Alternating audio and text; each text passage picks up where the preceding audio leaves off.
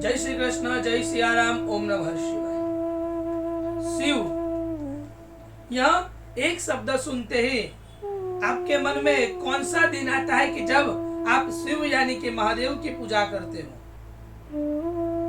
आप सबके मन में एक ही दिन आया होगा, वो है सोमवार का दिन। हम सब लोग सोमवार के दिन तो महादेव की पूजा करते ही हैं, पर क्यों करते हैं?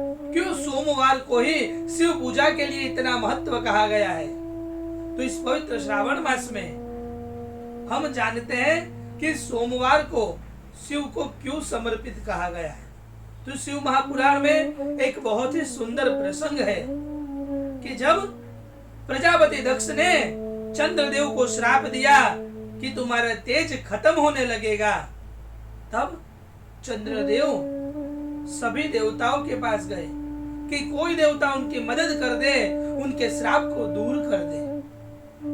पर सभी देवताओं ने एक ही बात कही कि तुम्हारे श्राप से सिर्फ एक ही देव तुम्हें मुक्ति दिला सकते हैं, वो है महादेव।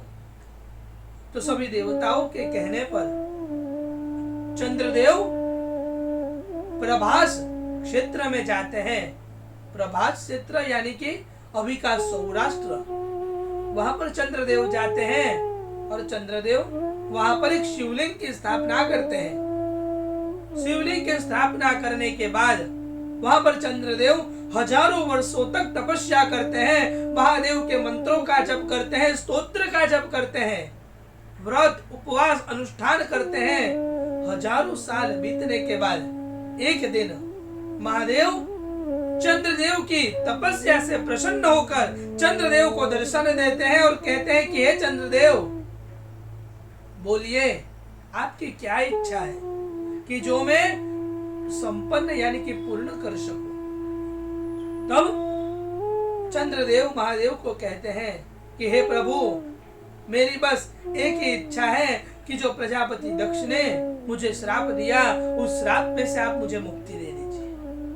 महादेव कहते हैं कि हे चंद्रदेव, किसी के दिए गए श्राप को मैं मिटा नहीं सकता, पर मैं आपकी जप पूजन तप अनुष्ठान से प्रसन्न होकर मैं आपको यह वरदान देता हूं कि एक पक्ष में आपका तेज बढ़ता रहेगा और एक पक्ष में आपका तेज घटता रहेगा।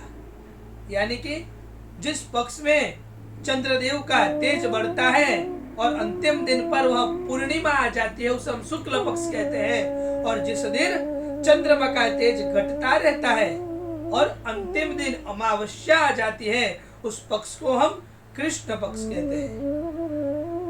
यह वरदान से चंद्रदेव भी प्रसन्न हो गए और महादेव ने अपने वरदान को भी सफल किया। और तभी से जिस शिवलिंग की स्थापना चंद्रदेव ने की थी, जिस पर उन्होंने अनुष्ठान किया था, जब तब किया था, उस शिवलिंग को तभी के दिन से सोमनाथ महादेव के नाम से प्रसिद्ध किया गया और उस शिवलिंग का नाम सोमनाथ महादेव पड़ा, जो द्वादश ज्योतिर्लिंग में सबसे पहला शिवलिंग है। तभी से उस दिन को सोमवार का दिन कहा गया। सोम यानी कि शिव, शिव यानी कि ओम, और ओम यानी कि महादेव। इसलिए उस दिन को सोमवार का दिन कहा गया और तभी से यह बात निकली कि जो व्यक्ति सोम यानी कि चंद्रदेव, क्योंकि चंद्रमा का एक नाम सोमवार भी है, इसलिए जो व्यक्ति चंद्र के दिन यानी कि सोमवार के दिन महादेव की पूजन करता है, उनका अनुष्ठान करता है, तो महादेव उसके ऊपर अवश्य प्रसन्न होते हैं। इसलिए तभी के दिन से सोमवार को महादेव के लिए समर्पित कहा गया है। इसलिए आप भी इस पवित्र श्रावण मास में सोमवार के दिन महादेव को प्रसन्न कीजिए, उनका जप तप अनुष्ठान कीजिए, उनका यज्ञ कीजिए, ताकि महादेव की भी कृपा आपके ऊपर बनी रहे। ओम नमः शिवाय।